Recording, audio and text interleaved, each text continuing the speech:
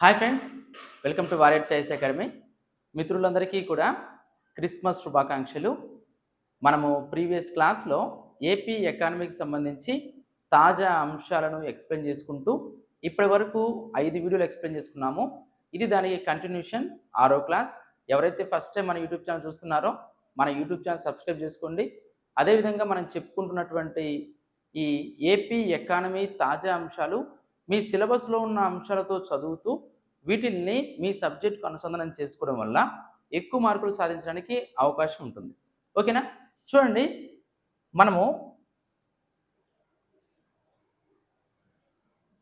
AP economy latest updates అనే క్లాస్లో ఉన్నాము. ఇప్పటి వరకు 5 వీడియోలు చెప్పుకున్నాము మరియు ఏపీ సర్వే, ఏపీ బడ్జెట్ని కవర్ చేస్తూ APSC group 2 mains top 20 expected model papers ఈరోజు మొదటి పేపర్ మరియు 2 రోజుల్లో సెకండ్ పేపర్ మార్కెట్లోకి రిలీజ్ కాబోతుంది. ఎవరైనా మిత్రులు ఈ బుక్స్ కావాలి అనుకుంటే మీ డీటెయిల్ అడ్రస్ని కింద డిస్క్రిప్షన్లో నెంబర్ ఉందండి, ఆ నెంబర్కి మీరు వాట్సాప్లో మీ అడ్రస్ పంపించండి. అదేవిధంగా హైదరాబాద్లో మరియు ఆంధ్రప్రదేశ్లోని అన్ని ప్రముఖ బుక్ స్టాల్స్లో మన బుక్స్ అందుబాటులో ఉంటాయి. ఓకేనా? చూడండి, మనం ఇప్పటివరకు 5 క్లాసులు చెప్పుకున్నాం. ఇది 6th క్లాస్. తిరుమలలో బయోగ్యాస్ ప్లాంట్కు భూమి పూజ. చూడండి, మనకి ఇప్పుడు ప్రస్తుతం ప్రపంచంలో ఉన్న ప్రధానమైన సమస్య భూతాపము, క్లైమేట్ చేంజ్. దాన్ని నివారించడం కోసం బయోగ్యాస్, ముఖ్యంగా జీవ ఇంధనాలు ఏవైతే ఉన్నాయో ఈ జీవ ఇంధనాలు పునరుత్పాదక శక్తి వనరులను ప్రోత్సహించాలి అని మన కేంద్ర ప్రభుత్వము, రాష్ట్ర ప్రభుత్వాలు కృషి చేస్తున్నాయి. అందులో భాగంగా తిరుమలలో బయోగ్యాస్ ప్లాంట్కు భూమి పూజ చేశారు. చూడండి, IOCL Indian oil corporation limited. IOCL అనేది నవరత్న కంపెనీనా మహారత్న కంపెనీనా అంటే మనకి మహారత్న కంపెనీ. మనకు మినీరత్న 1, మినీరత్న 2, నవరత్న, మహారత్న, ఇవి పరిశ్రమల్లో ఉన్నటువంటి వర్గీకరణ. ఈ హోదా ఇచ్చేది భారీ పరిశ్రమల శాఖ మంత్రిత్వ శాఖ. ఇక్కడ మనం చూసుకుంటే IOCL బయోగ్యాస్ ప్లాంట్ నిర్మాణానికి తిరుమలలోని కాకులమాను తిప్ప వద్ద బుధవారం ఉదయం భూమి పూజ జరిగింది. ఈ కార్యక్రమానికి ముఖ్య అతిథిగా విచ్చేసిన టీటీడీ అదనపు ఈవో వెంకయ్య చౌదరి భూమి పూజ చేశారు. 2.22 ఎకరాల్లో బయోగ్యాస్ ప్లాంట్ను IOCL నిర్మించనుంది. ఈ బయోగ్యాస్ ప్లాంట్ నిర్మించేది ఎవరు? Indian oil corporation limited. 0.17 ఎకరాల్లో కంపోస్ట్ నిల్వ కేంద్రం నిర్మించనున్నారు. రోజుకు 40 టన్నుల ఉత్పత్తి సామర్థ్యంతో ఈ బయోగ్యాస్ ప్లాంట్ను ఏర్పాటు చేయనున్నారు. దీని యొక్క కెపాసిటీ 40 టన్స్ పర్ డే. ఈ ప్లాంట్ నిర్మాణాన్ని 12.85 కోట్ల అంచనా వ్యయంతో రూపొందించగా 7.05 కోట్లు IPL, 5.80 కోట్ల నిధులను టీటీడీ కూడా సమకూర్చనున్నది. ఇందులో టీటీడీకి భాగస్వామి ఉందా లేదంటే టీటీడీ కూడా ఇందులో భాగస్వామి. ఈ ప్లాంట్ నిర్మాణం పూర్తయితే మిశ్రమ వ్యర్థాల ద్వారా బయోగ్యాస్ను ఉత్పత్తి చేసి 2.5 కిలోమీటర్ల దూరంలోని తరికొండ అన్నప్రసాద కేంద్రం, మనకి ఈ ప్లాంట్ నిర్మాణం పూర్తి చేయడం ద్వారా ఎక్కడికి పంపిస్తున్నారు? తరికొండ అన్నప్రసాద కేంద్రానికి పైప్ లైన్ ద్వారా పంపిణీ చేయనున్నారు. ఇది మనకి బయోగ్యాస్ ప్లాంట్ IOCL, ఇందులో టీటీడీ కూడా భాగస్వామ్యము. ఎక్కడికి అంటే తరికొండ అన్నప్రసాద కేంద్రానికి. ఓకేనా? నెక్స్ట్, మనం ఆల్రెడీ ల్యాండ్ గ్రాబింగ్ యాక్ట్ గురించి మనం మాట్లాడుకున్నాము. 10 సంవత్సరాల నుంచి 14 సంవత్సరాల జైలు శిక్ష, మార్కెట్ ధర ప్రకారం జరిమానా చెల్లించాలి. భూ ఆక్రమణదారులు, బినామీలు మరియు ఎవరైతే సహాయ సహకారం అందించిన ప్రభుత్వ అధికారులు ఉన్నారో వాళ్ళు కూడా ఈ చట్ట పరిధిలోకి రావడం జరుగుతుంది. ఆ తర్వాత సీ ప్లేన్తో రాష్ట్రానికి మరో ప్రత్యేక గుర్తింపు. మనకి ఈ మధ్య కాలంలో బాగా హైలైట్ అయినటువంటి అంశం. విజయవాడ నుంచి శ్రీశైలం వరకు మన ముఖ్యమంత్రి గారు సీ ప్లేన్లో వెళ్ళారు. మామూలుగా ఏరోప్లేన్ అంటే ఏంటి? విమానంలో ఒక ప్రదేశం నుంచి ఇంకో ప్రదేశానికి వెళ్ళడం. సీప్లేన్ అంటే ఒకవైపు రన్వేగా సాగర జలాలను అంటే వాటర్ మీదే రన్వేగా వెళ్ళి ఆ తర్వాత వాయు మార్గంలో వెళ్ళి ఆ ప్రదేశాన్ని చేరుకోవడం. దీనివల్ల మనకి టూరిజం రంగం బాగా డెవలప్మెంట్ అవుతుంది. మనకి ఎక్కడ పడితే అక్కడ సీప్లేన్ ఏర్పాటు చేసుకోవడానికి అవకాశం లేదు. కంపల్సరీ భారత ప్రభుత్వం నుంచి పౌర విమానయాన శాఖ మంత్రిత్వం నుంచి అనుమతి ఉండాలి. గుజరాత్లో ఆల్రెడీ సీప్లేన్ ఉంది. మన ఆంధ్రప్రదేశ్లో మరిన్ని ప్రాంతాల్లో దీన్ని తీసుకొని రానున్నారు. ప్రయోగాత్మకంగా ఎక్కడి నుంచి ఎక్కడ జరిగింది అంటే విజయవాడ టు శ్రీశైలం. చూడండి, విజయవాడ టు శ్రీశైలం మధ్య అత్యంత ఆసక్తికరమైన సీప్లేన్ ఆధునిక రవాణా వ్యవస్థ ఏర్పాటుతో రాష్ట్రానికి మరో ప్రత్యేకమైన గుర్తింపు దక్కనుంది. దేశంలో సీప్లేన్ రవాణా వ్యవస్థ ఉన్న రాష్ట్రాల్లో ఆంధ్రప్రదేశ్ కూడా ఒకటిగా మారబోతుంది. ఇక్కడ మనం చూసుకుంటే భూ జల వాయు మార్గాల కలయికగా ఉండే ఈ రవాణా వ్యవస్థ వల్ల రాష్ట్రంలో టూరిజం రంగానికి మరింత ఊపు రావడం ఖాయం. అదేవిధంగా దేశ విదేశాల నుంచి టూరిస్టులు కూడా గణనీయంగా పెరుగుతారు. మనం చూసుకుంటే 9వ తేదీన లాస్ట్ మంత్ 9వ తేదీన ముఖ్యమంత్రి చంద్రబాబు నాయుడు గారు ఈ యొక్క సీప్లేన్ పైలట్ ప్రాజెక్టును ప్రారంభించారు. విమానయాన శాఖ పరిధిలో ఉన్న directorate general of civil aviation, airports authority of India సంస్థల నుంచి అనుమతులు తప్పనిసరి, కంపల్సరీ గవర్నమెంట్ ఆఫ్ ఇండియా నుంచి పర్మిషన్ తీసుకోవాల్సిందే. దేశంలో గుజరాత్ రాష్ట్రం అహ్మదాబాద్లోని సబర్మతి రివర్ ఫ్రంట్, కెవాడియాలోని స్టాచ్యూ ఆఫ్ యూనిటీ ప్రాంతాల్లో ఆల్రెడీ ఈ సీప్లేన్ నిర్వహణ వ్యవస్థ అమలులో ఉంది. మనకు ఈ విషయం గురించి తెలియజేశారు. సాధారణ ప్రజలకు ఇంకా అందుబాటులోకి రాలేదు. ఓకేనా? నెక్స్ట్, విద్యార్థులకు చేయూతగా పిఎం విద్యాలక్ష్మి. ఇది మనకు కేంద్ర ప్రభుత్వం ఎవరైతే ఉన్నత విద్యలు చదవాలి అని అనుకొని ఆర్థిక కార్యకలాపాలతో ఎవరూ ఆగిపోకూడదు ఆర్థిక ఇబ్బందుల వల్ల అని చెప్పేసి హయ్యర్ క్వాలిటీ ఇన్స్టిట్యూషన్స్లో చదువుకునే విధంగా బ్యాంకుల నుంచి లోన్లు ఇప్పించే కార్యక్రమం పిఎం విద్యాలక్ష్మి. మామూలుగా మనకి బ్యాంకు నుంచి లోన్ తీసుకోవాలంటే ఏదో ఒకటి హామీ పెట్టడమో, ఏదో ఒక గవర్నమెంట్ ఎంప్లాయీ అయితే వాళ్ళకి సంబంధించినటువంటి పే స్లిప్స్ ఇవ్వడమో, ఇలా అనేక రకాల అంశాలు ఉంటాయి. అయితే పిఎం విద్యాలక్ష్మి స్కీమ్ ప్రత్యేకత ఏంటంటే ప్రభుత్వమే హామీగా ఉండి రుణం ఇప్పిస్తుంది తక్కువ వడ్డీ రేటుకి, మంచిగా ఉన్నత విద్యలు చదవాలి అన్న ఉద్దేశంతో. ఒకసారి చూడండి, ఇది ఆర్థిక సహాయమా రుణమా అంటే రుణం. విద్యార్థులకు చేయూతగా పిఎం విద్యాలక్ష్మి ప్రతిభావంతుల ఉన్నత విద్యకు ఆర్థిక సాయం, ఎలాంటి పూచీకత్తు లేకుండా రుణం ఇప్పిస్తుంది అన్నమాట గవర్నమెంట్ ఆఫ్ ఇండియా. 3600 కోట్ల కేటాయింపునకు కేబినెట్ సమ్మతి. కేంద్ర నిర్ణయంతో ప్రతి సంవత్సరం 22 లక్షల మందికి లబ్ధి. ఒకసారి చూడండి, ఇందులో ప్రతిభావంతులైన విద్యార్థులు నాణ్యమైన ఉన్నత విద్యా సంస్థల్లో క్వాలిటీ హయ్యర్ ఎడ్యుకేషన్ ఇన్స్టిట్యూషన్స్ ఏవైతే టాప్ 100లో ఉంటాయో దేశంలో, టాప్ 100లో ఉన్నటువంటి ప్రభుత్వ కానివ్వండి ప్రైవేట్ కానివ్వండి, ప్రభుత్వ ప్రైవేటు విద్యా సంస్థల్లో ఉన్నత విద్య చదవాలనుకుంటున్న వాళ్ళకి ఆర్థిక సాయం. క్వాలిటీ హయ్యర్ ఎడ్యుకేషన్ ఇన్స్టిట్యూషన్స్ ప్రవేశాలు పొందడానికి అవసరమైన ఆర్థిక సాయం అందించే పిఎం విద్యాలక్ష్మి పథకం కేంద్ర మంత్రివర్గ ఆమోదం పొందింది. దీనికోసం 2024-25 నుంచి 2030-31 ఎప్పటి నుంచి ఎప్పటి వరకు ఈ పథకం అమల్లో ఉంటుంది? 24-25 నుంచి 2030-31 దాదాపు 3600 కోట్లు కేటాయించారు. ఇది దీనికి సంబంధించినటువంటి అంశం. ఈ పథకం కింద లబ్ధి పొందడానికి ఎవరైనా కూడా అర్హులే. ఎలాంటి పూచీకత్తు లేకుండా, హామీదారులు అవసరం లేకుండానే బ్యాంకుల నుంచి రుణ సదుపాయాన్ని ప్రభుత్వం కల్పిస్తుంది.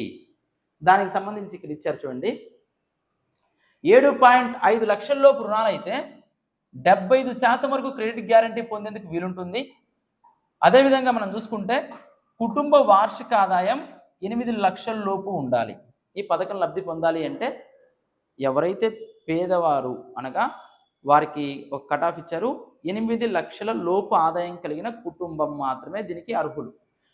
ఇతరత్ర ప్రభుత్వ ఉపకార వేతనాల పథకాల కింద కానీ వడ్డీ రాయితీ పథకాల కింద కానీ రాని వారికి ఆల్రెడీ 3% వడ్డీ రాయితీ లభిస్తుంది. ఇది 10 లక్షల వరకు రుణాలకు వర్తిస్తుంది. 8 లక్షలు ఏంటి 10 లక్షలు ఏంటంటే రుణము 10 లక్షల వరకు ఇస్తారు. ఎవరికి ఇస్తారు? 8 లక్షల లోపు వార్షిక ఆదాయం ఉన్న కుటుంబంలో ఉన్నవారికి. ఓకేనా? ఆ పాయింట్ గుర్తుపెట్టుకోండి. ఇక్కడ అర్హత ఉన్న విద్యార్థులకు 15 రోజుల్లోపే రుణం మంజూరు చేస్తారు. 15 రోజుల్లోనే రుణం అందిస్తారంట. ఎవరైనా లబ్ధిదారులు కావాలి అనుకుంటే.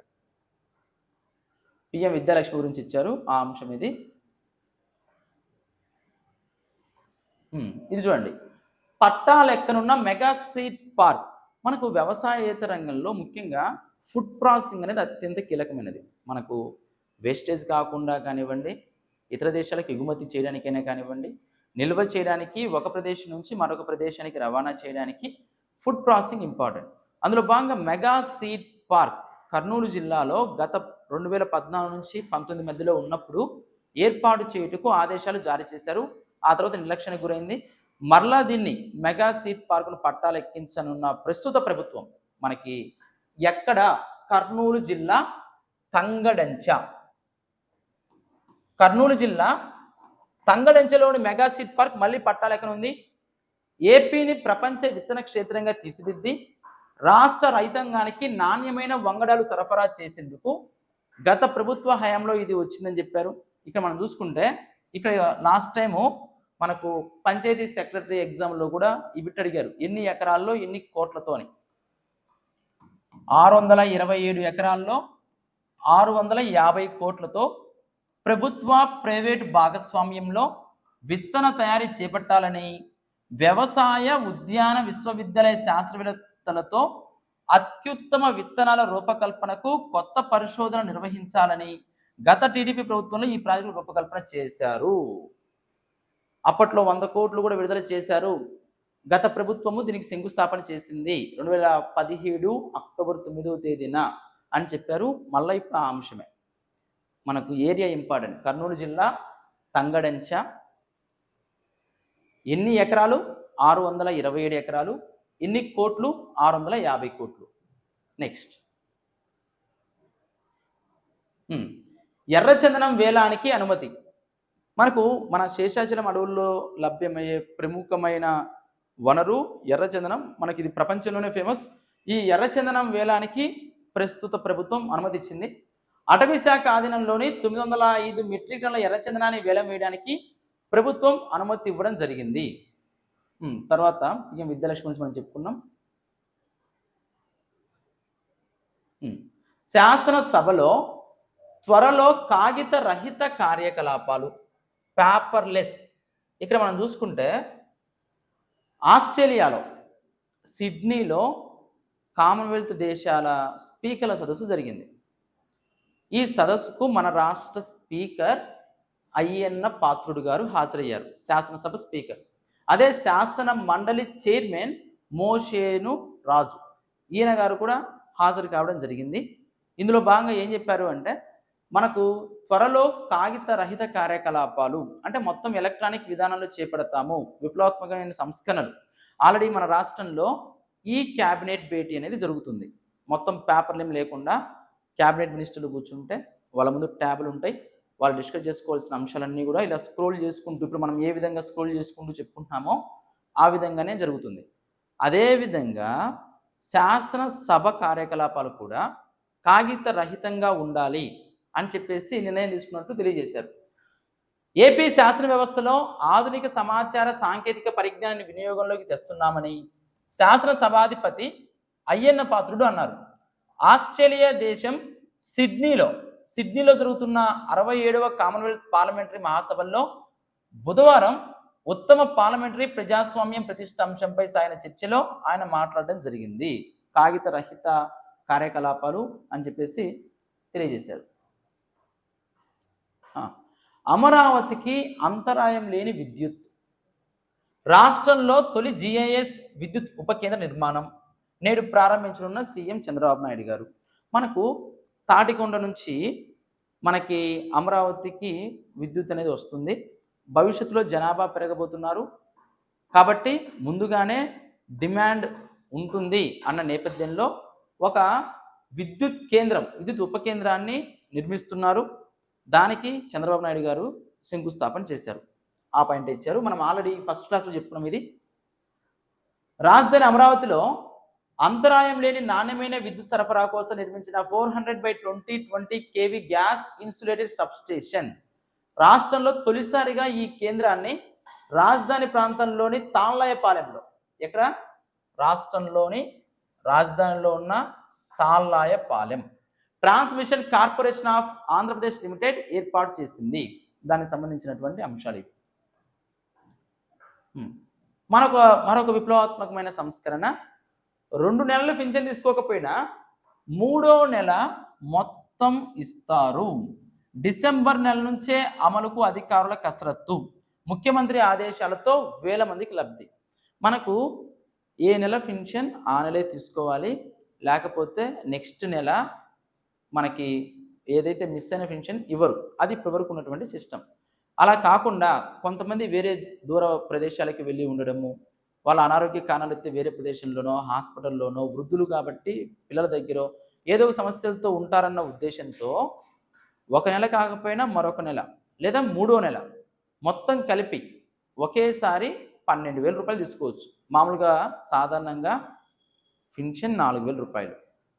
మొదటి నెల 4,000, 2వ నెల 8,000, 3వ నెల కలిపి 12,000 రూపాయలు ఒకేసారి తీసుకోవచ్చు. అలా మనకు ఎవరైతే కేటగిరీలు ఉన్నాయో కేటగిరీలకు సంబంధించిన పింఛన్ను 3 నెలలకు ఒకేసారి మొత్తంలో వాళ్ళకి ఇవ్వాలి.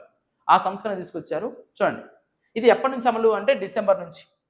మన రాష్ట్రంలో పింఛన్ 200 రూపాయలు ఉండేది. 200 రూపాయల పింఛన్ని 2014లో చంద్రబాబు నాయుడు గారు అధికారంలోకి వచ్చినప్పుడు 1000 రూపాయలు చేశారు. ఆ తర్వాత చివరిలో 2,000 రూపాయలు చేశారు. ఆ తర్వాత జగన్మోహన్ రెడ్డి గారు అధికారంలోకి వచ్చిన తర్వాత 2,250, 2,500, 2,750, 3,000 రూపాయలు చేశారు. కూటమి ప్రభుత్వం అధికారంలోకి వచ్చిన తర్వాత మనకి 4,000 రూపాయలు, దానికి ముందు 3 నెలల నుంచి పెంచినంత సొమ్ము మొత్తం మొదటి నెల అయితే 7,000 రూపాయలు ఇచ్చారు.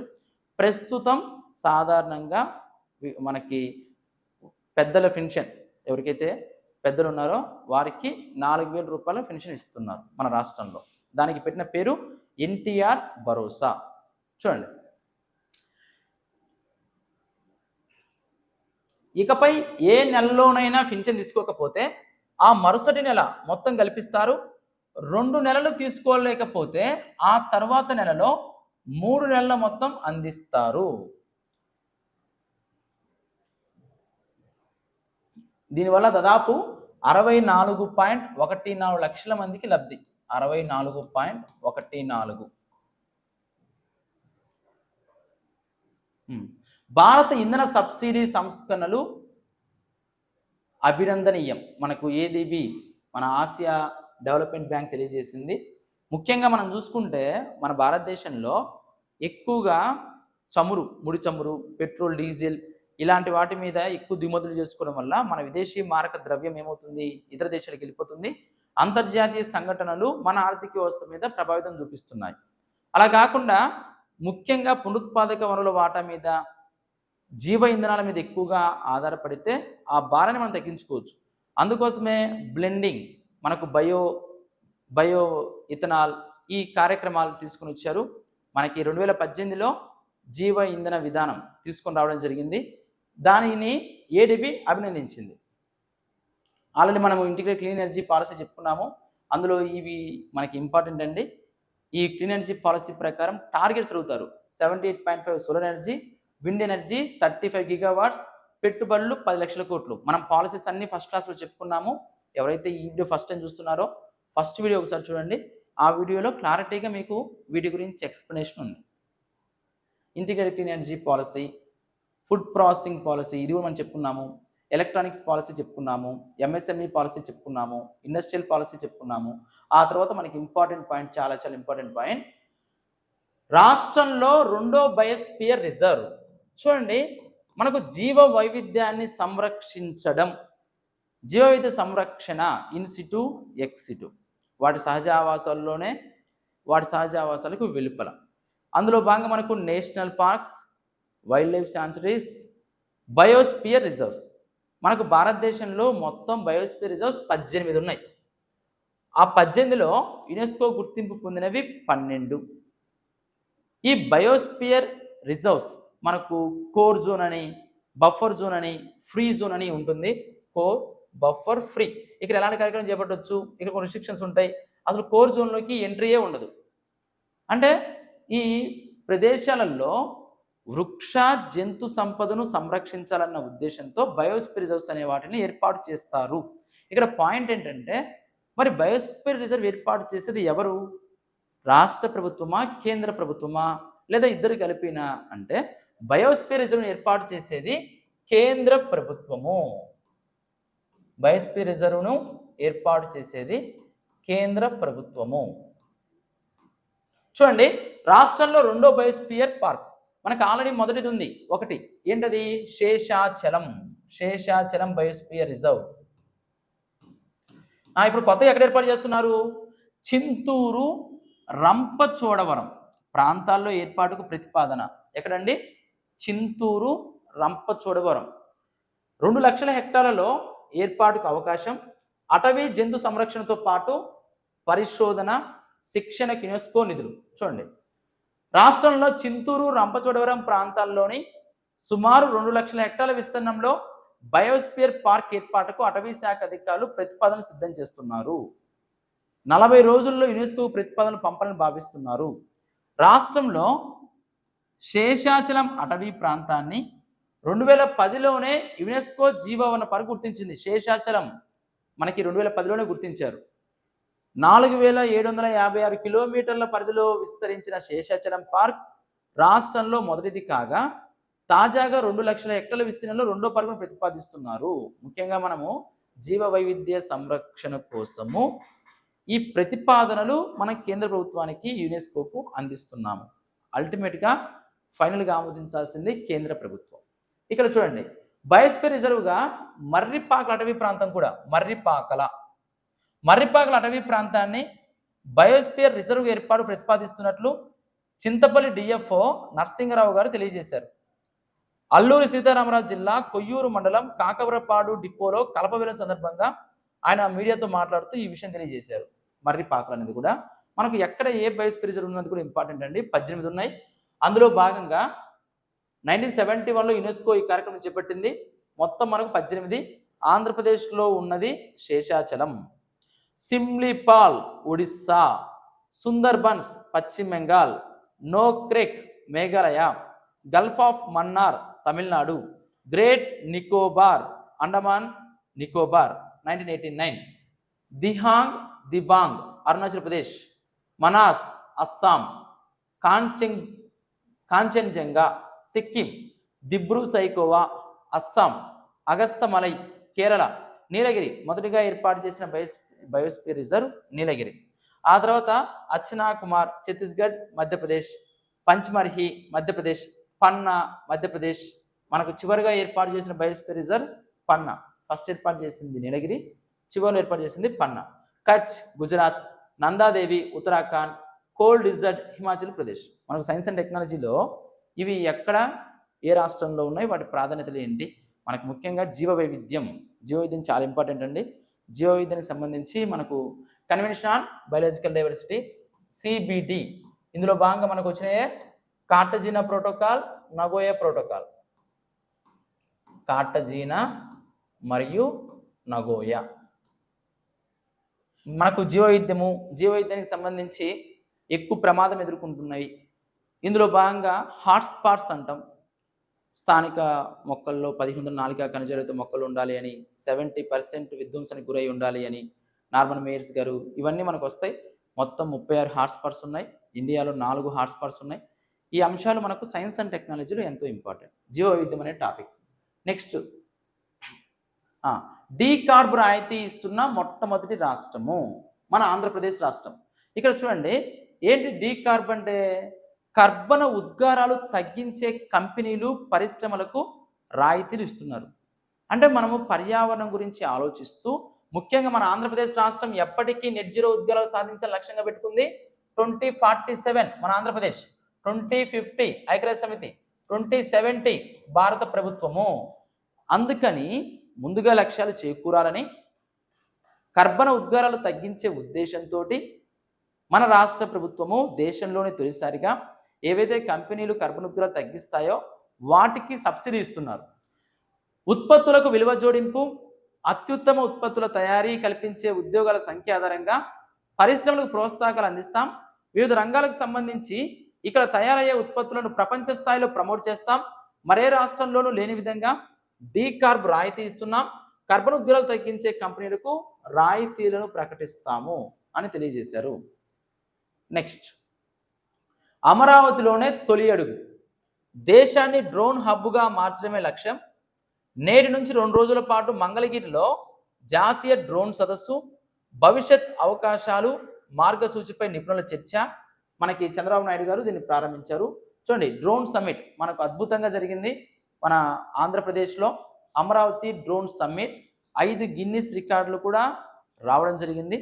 300 ఎకరాల్లో డ్రోన్ సిటీ, డ్రోన్ మంచిగా అభివృద్ధి చేయాలి, డ్రోన్ హబ్గా అభివృద్ధి చేయాలి అని Orvakal Kurnool drone hub, drone summit Amaravati.